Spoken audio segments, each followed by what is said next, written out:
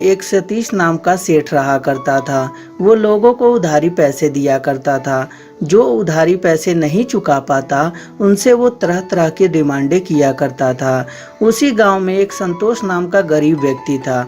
उसने सतीश यादव से पैसे ले रखा था। अब वो पैसे नहीं चुका पा रहा था। एक दिन सेठ संतोष के घर जाता है और बोलता है, क्यों बे संतोष, तूने मेरे पैसे नहीं चुकाए अभी तक और ना ही ब्याज दे रहा है। क्या इरादा है तेरा? पैसा लेके डूबने का इरादा तो नहीं है ना तेरा? अरे नहीं मालिक, ऐसी बात नहीं है। इस बार फसल अच्छी नहीं हुई है, इसके कारण से मैं कर्जा नहीं चुका पा रहा हूँ। देख, बहाना करना बंद कर, ठीक है? मेरी बात ये नहीं हुई थी कि तेरी फसल अच्छी हो या ना हो। मेरी बात ये हुई थी कि मेरे को टाइम टाइम से ब्याज मिलना चाहिए, जो कि तू नहीं दे पा रहा है। आज तो मैं ब्याज ले ही के जाऊंगा, इसीलिए मैं आया हूँ यहाँ पे। मालिक, मेरे पास सचमुच नहीं है अभी पैसे, होंगे तो मैं आपको दे दूंगा। ठीक है, तू तो मुझे जानता ही है कि जो मेरे कर्जे या ब्याज नहीं चुका पाता वो उसको मेरी हर एक बात माननी पड़ती है, तो तुझे भी मेरी बात माननी पड़ेगी। हाँ मालिक, बताइए, मैं आपकी बात मानूंगा, लेकिन अभी मेरे पास पैसे नहीं है। ठीक है, तो एक काम कर, तू तेरी जो बहन है ना, वो मुझे बहुत अच्छी लगती है, उसको मेरे पास एक रात के लिए भेज दे। सारे कर्जे ब्याज तेरे सब माफ कर दूंगा मैं। जब इस बात को संतोष सुनता है तो बोलता है, मालिक, ये कैसे हो सकता है? वो मेरी बहन है, वो कहीं की रखेल थोड़ी है कि मैं आपके पास भेज दूं। और रही बात आपकी कर्जे की, तो मैं चुका दूंगा, लेकिन मेरे को ये शर्त आपकी मंजूर नहीं है। क्या तेरे को शर्त मंजूर नहीं है? तो ठीक है, मार खाने के लिए फिर रेडी हो जा, या तो मेरे पैसे चुका। अगर जो 2 दिन के अंदर में तूने मेरे पैसे नहीं चुकाए तो उसके बाद तो मैं खुद ही निपट लूंगा तेरे से। और ये कहकर सतीश सेठ वहां से चला जाता है। अब संतोष बहुत ज़्यादा टेंशन में आ जाता है कि मैं क्या करूं, कर्जा कहां से चुकाऊं। तभी उसकी बीवी उसके पास आती है और बोलती है, क्या हुआ जी, इतना टेंशन में क्यों हैं आप?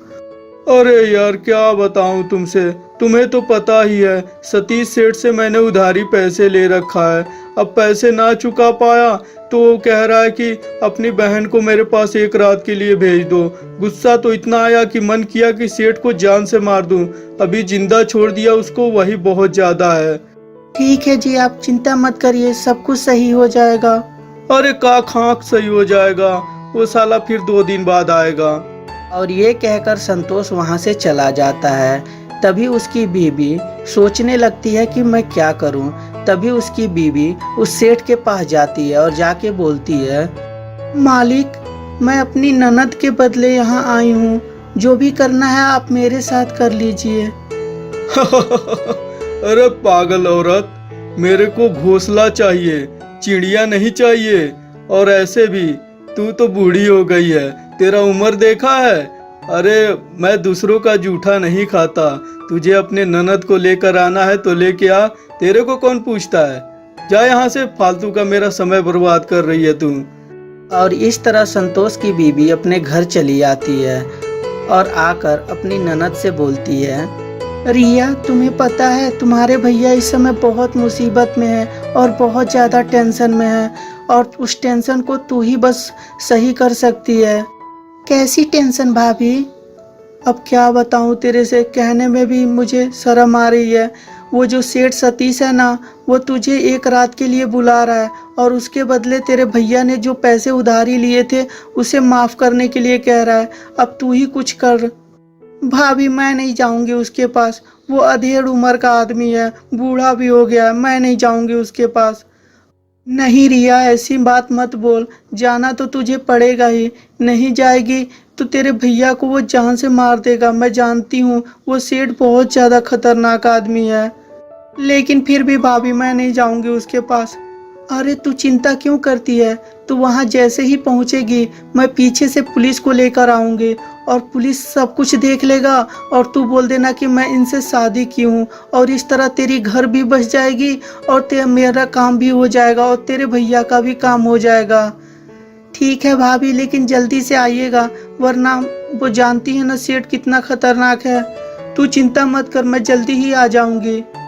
और इस तरह भाभी और ननद दोनों अपने में बात करती हैं और इस पूरे चक्रव्यूह को रच देती हैं। और उसके बाद उसकी ननद सेठ के पास जाती है।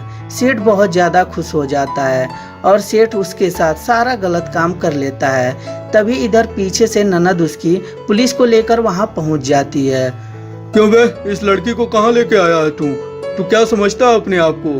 तभी वहाँ पर अचानक से रिया आ जाती है। नहीं इंस्पेक्टर साहब, इनकी कोई गलती नहीं है। ये तो अब मेरे पति परमेश्वर हैं। इनसे मैं बहुत दिन से चुप चुप के मिला करती थी। अब हम दोनों शादी कर लिए हैं। क्यों बे, सच में तू शादी कर लिया इससे? और अगर जो कुछ गलत काम किया होगा तो तेरे को अभी इसी वक्त थाने में ले चलूंगा मैं। नहीं सर, ये सच बोल रही है। मैं इससे प्यार करता हूँ और इससे मैंने शादी कर ली है। और इस तरह सतीश सेठ रिया को अपना लेता है। तो दोस्तों, कैसी लगी ये स्टोरी हमें कमेंट करके ज़रूर बताएं। अगर जो स्टोरी अच्छी लगी हो तो कृपया लाइक कर दें और हमारे चैनल को सब्सक्राइब करते समय घंटी भी ज़रूर दबा दें। और हाँ दोस्तों, इस वीडियो को अपने दोस्तों के साथ शेयर भी ज़रूर कर दें। धन्यवाद दोस्तों।